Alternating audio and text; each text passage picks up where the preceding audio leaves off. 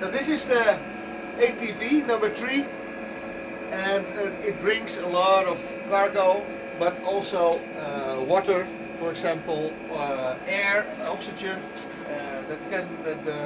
that's pumped to the space station. So it provides the space station with a lot of consumables, cargo, air, water, but also fuel. Behind here is the engine part. So this is pressurized, and behind this wall is the unpressurized section of ATV. And there, for example, we have the fuel tanks, because the fuel, which is also partly transported, but the fuel is used for boosting. So we have Progress, the Russian cargo ship, for fueling the engines of the space station and for boosting. But ATV has a great position to put the space station in a higher orbit, because we lose a bit of altitude every time. So here we are stowing it now with things we don't need anymore, be it foam, be it trash, and be it old pieces of equipment. And when it's full, after half a year, it disappears. So we fly back now and we go to see some side modules.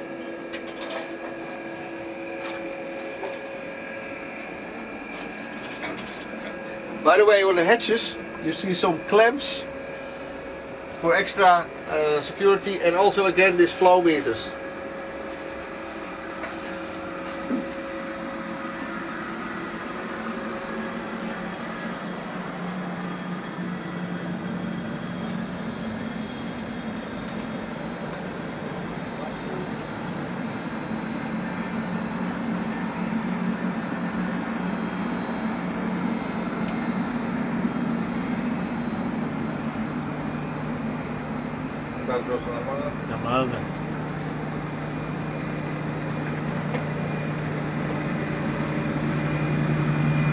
This is on top of the space station.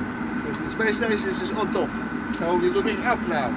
And yeah, it's full, even with the spacesuit for Russian spacewalks.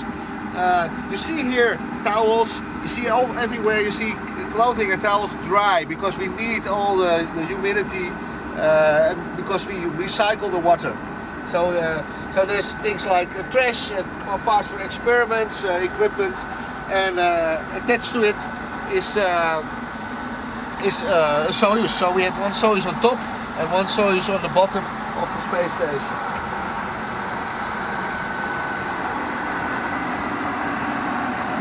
So this is the Soyuz from Joe, Gennady, and Sergei. And we will later on see the Soyuz from the 3M, from the Don and Alec and me. Here you see how the docking mechanism works a bit. So this is the hatch from the Soyuz. On the front you have this probe that is normally before docking extended. This probe gets into contact with this. Let's put the light on. Okay. This is the part from the station. So the probe gets into this hole and then pulls itself in, and once it's fixed, then these two sides are attached to each other. There are big hooks, they grab each other and close, and then there's a good fix, and then the inside hatch can open. So this one's open and this one opens this way, and people can get in. So this is how the Russian docking mechanism works, and also for the ATV, by the way. So that's the same principle. Also here, emergency equipment, pressure sensors and things like that.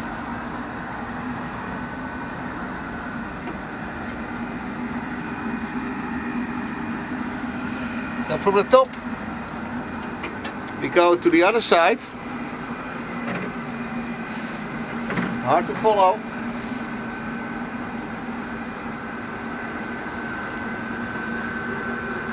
This is the SO. So this is the docking compartment for the Russian side. So from here, spacewalks are done. So here we see two spacesuits or lots.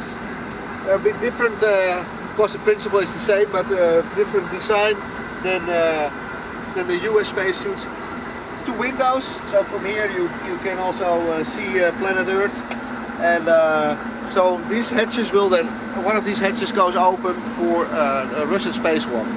On this docking module we have a Progress. So this is the Russian cargo ship, the Progress. So we have ATV, then have Dragon, HCV, and the Russian one is the Progress. And this is how the Progress looks inside. So this is now used to stow cargo and now to stow trash, and then it burns up.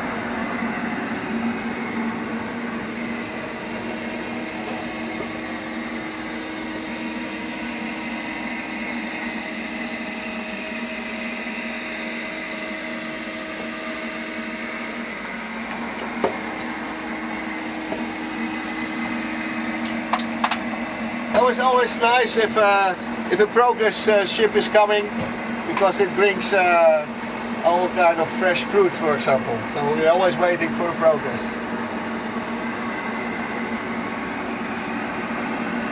Go back down or up. What was it?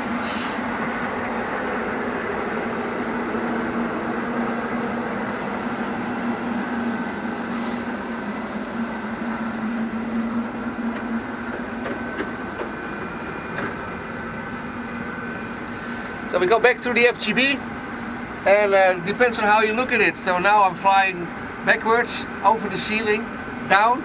Well,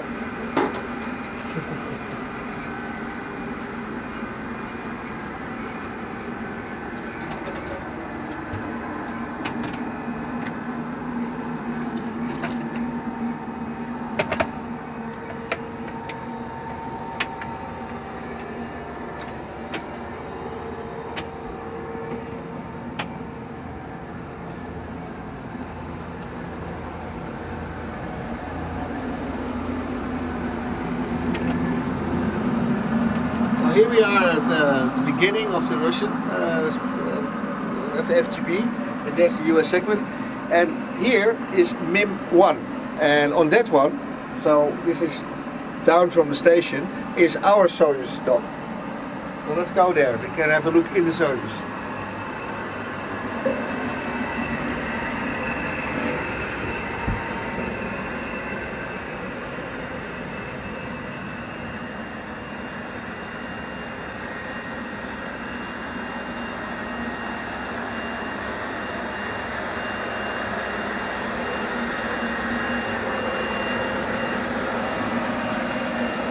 So here we are in the BO.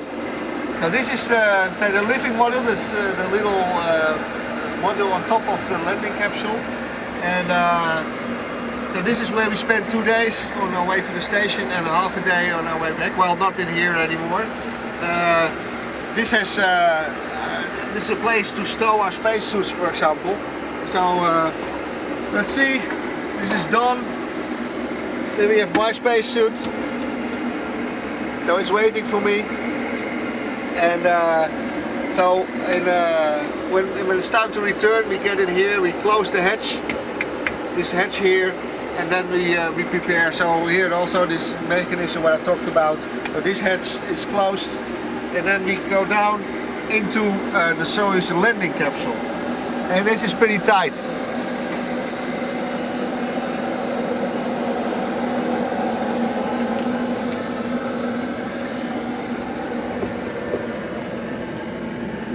So this is the seat of the commander where I'm sitting. This is the hatch, so the hatch closes like this, and then after we enter the atmosphere, about 100 kilometers, 140 kilometers, we separate, and 140 kilometers we separate from the living module and the engine module, which is below us, and only this part with 3 persons sitting here, only this part has a heat shield, and that comes down through the atmosphere. So this will be the outside hatch. So once we land, people open this hatch, and then or we do it ourselves, and then we can get out again. I will try to get to my seat here to see how much we can still see that. So I will be on the left seat. It's tight if you're used to all this station roomy place, then this is tight. I close the hatch for a moment to move over.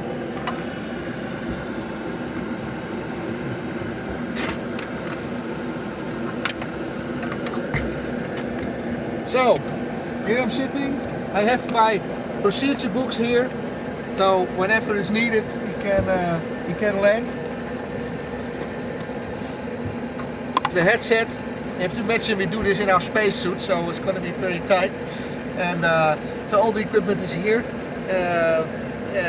So you can imagine that you cannot bring much back. So it's good that we have Dragon nowadays, so we can also bring samples from experiments back, for example.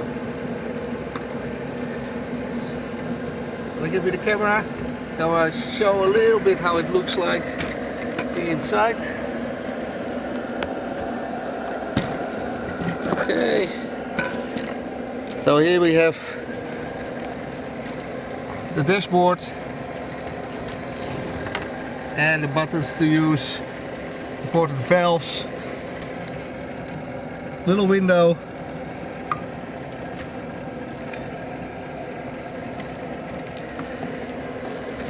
okay, and on the other side there's the seats.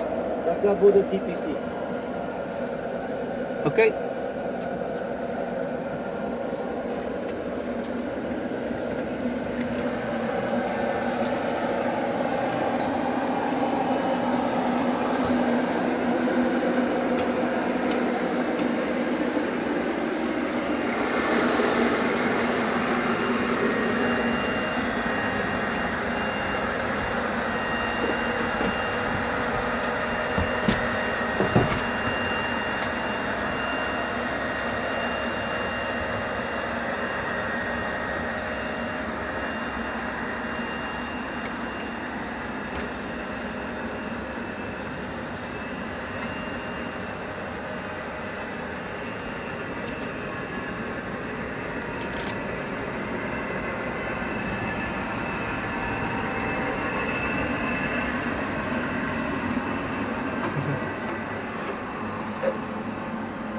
Okay, go back to the PMA, to the US segment.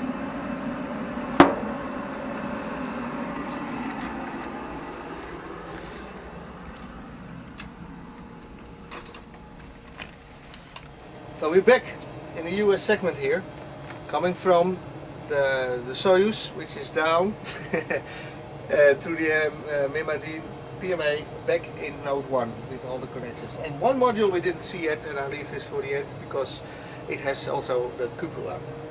And that is node 3. Node 3 is very interesting from an orientation point of view. Because, well, we have the feeling that we're up right now. So we're floating inside here.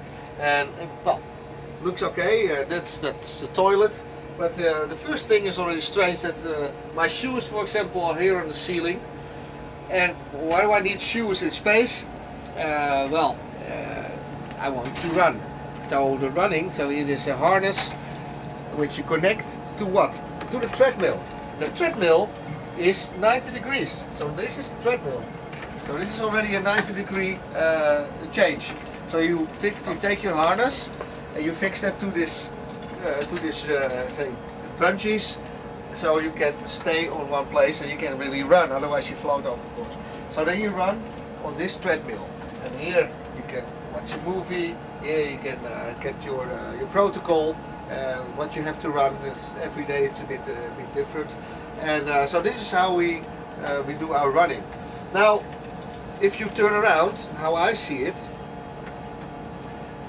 then the whole module looks different, because now all of a sudden the toilet is here on the floor.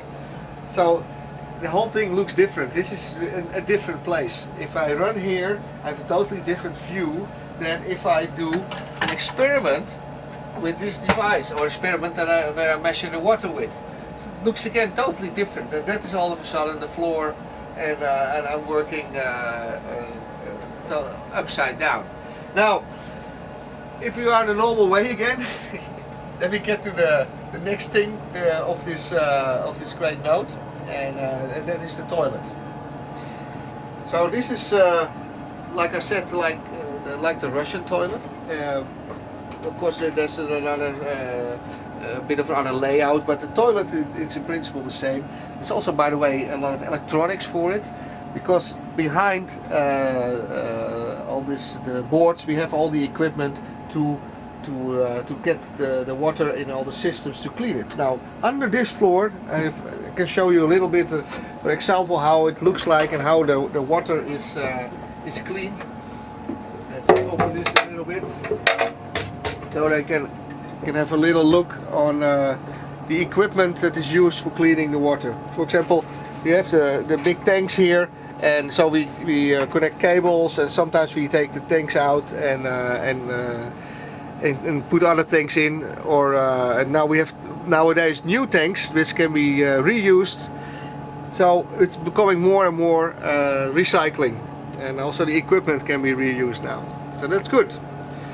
Very interesting. The water is then purified, and like I said, we use also the water, for example, to make oxygen out. And that's behind this track, for example, and this is the port where the oxygen comes from. So we use the water to make oxygen. So what's left over, you have oxygen and you have hydrogen. The hydrogen would normally be thrown into space, but we can also use the hydrogen because the air that we breathe out has carbon dioxide, and if you combine the hydrogen with the carbon dioxide, you can have water again. So you get your water back. And we have still methane left, but maybe I can have a little burner next time or something, and you can even use the methane for future. So we are really recycling a lot of water, which is important because every ounce, every kilogram costs a lot of money to bring up. So we have this is a hygiene place. We have stuff here to wash. We can use the toilet here. We have no rinse shampoo, so we don't have to use a lot of water to wash. We don't have a shower. Then we get to the other interesting exercise device, which is ARED, and this is for weightlifting. Well, we don't have weights, so we use vacuum cylinders. But you see, it's upside down again. So this is how we see it if we are on it, and so we turn around, and this is the place where we stand on. So it's really interesting module with all the orientation. So this is where we stand. We can do the weightlifting here with this bar. We have all kind of little bench, a place for heel racing, a little bar. So it's a great device. We can train our arms if we connect another piece, bar on this hook, and then we can train our arms. And we do this with vacuum cylinders. So we have two big cylinders here, so there's no weight, but we pull vacuum, and of course this creates a lot of force, and this is how we train our muscles. And not only our muscles, to put pressure on the bones is a very important aspect. So we prevent, or at least prevent total bone loss which you have in space, because yeah, if you're floating in half a year, you get brittle bones in that sense, and so you can lose a percentage of bone density. And with this device, we can do a lot against that. Now, and then the final part, which is the most beautiful thing of the station for your free time, but also for work with robotics or visiting spaceships, is the cupola. And it's pointed downwards, but for us it's upwards. And this is a fantastic place where we have 360 degrees view of the planet.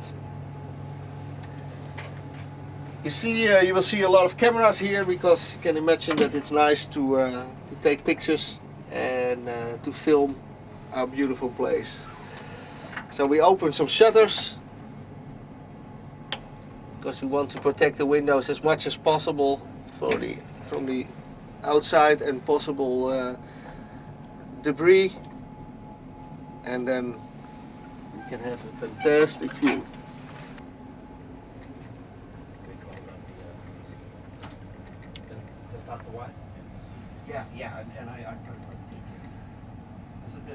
So here we see our Soyuz, and behind it the Progress that we just visited both.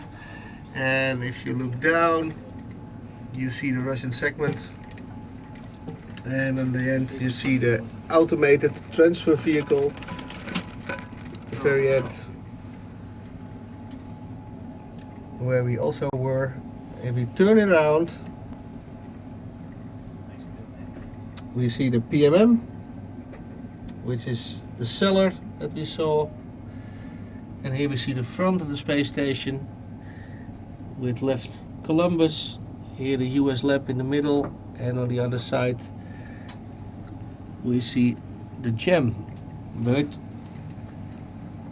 the external platform,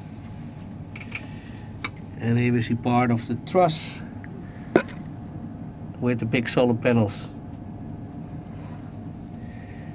And if you look straight up or down, and I think we are looking yes at the Amazon, great view.